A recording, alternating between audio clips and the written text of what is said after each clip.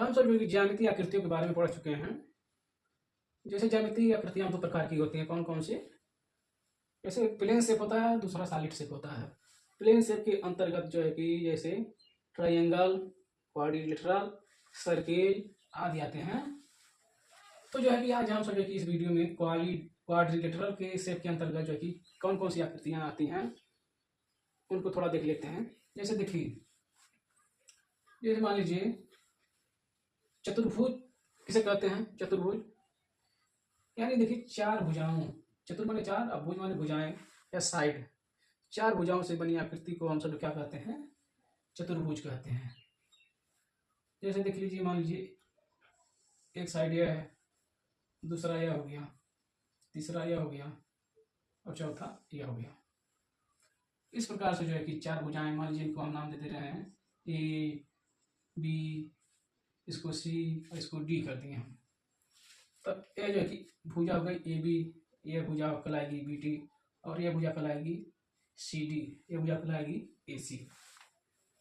इस प्रकार से चार भुजाओं से बनी आकृति को हम सब जो है कि क्वाड्रिलेटरल के अंतर्गत रखते हैं, जिसको चतुर्भुज कहते हैं। अब चतुर्भुज के अंतर्गत जो है कि कुछ प्रकार की आकृतियां होती हैं, उनका कुछ लक्षण होता है जिनको एक हम सब अलग अलग नाम देते हैं।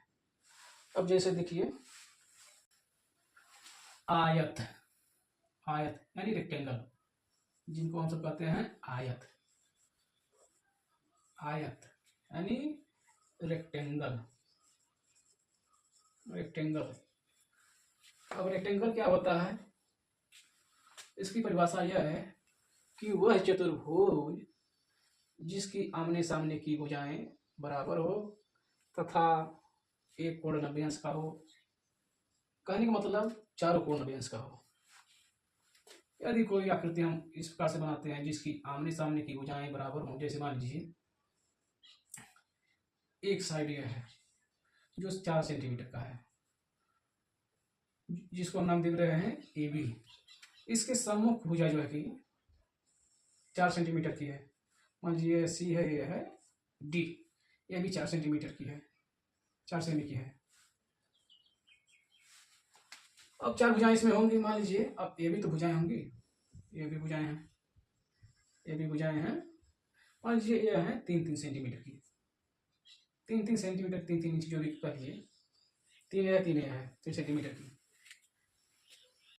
अब जो है कि क्या है, अब देख रहे हैं 3 सेंटीमीटर की यह भुजा है, इसके सम्मुख की भुजा यह है, इसके सम्मुख भुजा यह है, इसके सम्मुख भुजा यह है, इसके सम्मुख भुजा यह है, इसके सम्मुख भुजा यह है। और ये सम्मुख भुजाएं आपस में बराबर है, आपस में बराबर है सम्मुख भुजाएं।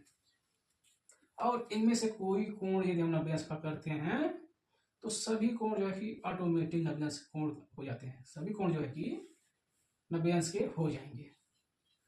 मान लीजिए कोण जो है कि कोण ए डी सी 90 अंश का है, तो यह भी कोण 90 अंश का होगा, और यह भी कोण 90 अंश का होगा, और कोण ए सी भी 90 अंश का होगा। यह हो गया आयत। अब दूसरा आकृति चतुर्भुज के अंदर क्या है दूसरा है वर्ग, वर्ग यानी स्क्वायर, स्क्वायर, स्क्वायर किसे कहते हैं? ऐसा चतुर्भुज जिसकी सभी भुजाएं बराबर हो, जिसकी सभी भुजाएं बराबर हो। मान लीजिए कोई आकृति है जिसकी सभी भुजाएं, मान लीजिए है 3 सेंटीमीटर का, 3 सेमी है, सभी भुजाएं 3 सेंटीमीटर की हैं, यानी चारों तरफ से इस प्रकार से चारों भुजाएं यदि 3 सेंटीमीटर की हैं, चाहे 4 सेंटीमीटर की जो भी हैं, उनके सभी भुजाएं आपस में बराबर हैं, और उनमें से एक कोण या सभी कोण, कहने का मतलब यह है एक कोण इनमें से यदि हम बराबर 90 अंश का करेंगे, राइट एंगल करेंगे, तो इस प्रकार से जो है कि बाकी तीनों कोण भी जो है कि आपस में बराबर हो जाएंगे, सभी कोण बराबर हैं। कहने का मतलब सभी जो है कि 90 अंश का हो जाएंगे। ऐसा हम कोई आकृति नहीं बना सकते हैं जिसकी सभी भुजाएं बराबर हों और उनमें एक कोण 90 अंश का हो और बाकी 3 कोण अलग अलग माप के हों, ऐसा नहीं बना सकते हैं। यदि किसी कोण को यदि हम 90 अंश का करेंगे तो बाकी तीनों कोण भी 90 अंश के ऑटोमेटिक हो जाएंगे। कहने का मतलब यही है और वर्ग की यही खासियत है। अब अगले जो है कि आकृति से आपको और समझ जाएंगे। जैसे देखिए समचतुर्भुज जिसे कहते हैं, समचतुर्भुज, समचतुर्भुज। देखिए समचतुर्भुज कहते हैं। समचतुर्भुज वह है जिसकी सभी भुजाएं जो कि समान हो, एक माप की हो। और समचतुर्भुज की में आवश्यक नहीं है कि उसका कोई कोण कितने माप का होगा। जैसे समचतुर्भुज में, समचतुर्भुज वह होता है जो वर्ग का बिगड़ा हुआ रूप होता है। कहने का मतलब जैसे कि वर्ग में भी जो है कि चारों भुजाएं बराबर होती हैं, लेकिन उनमें जो है कि प्रत्येक कोण 90 अंश का होता है। लेकिन समचतुर्भुज जो कि होगा वो इस प्रकार से हो सकता है, इस प्रकार से होगा। अब देखिए इनमें जो है कि अब इसमें ऐसा होगा, समचतुर्भुज की क्या विशेषता होगी। कहने का मतलब इसमें जो है कि आमने सामने के जो है कि कोण, आमने सामने के कोण आपस में बराबर होंगे।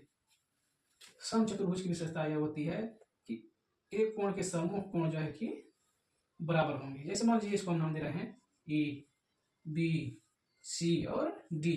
तो मान लीजिए कोण ए जो है कि कोण सी के बराबर होगा, इसके सामने यह है और इसके सामने यह है, तो कोण डी जो है कि कोण इस बी के बराबर होगा। इसकी यही खास विशेषता है।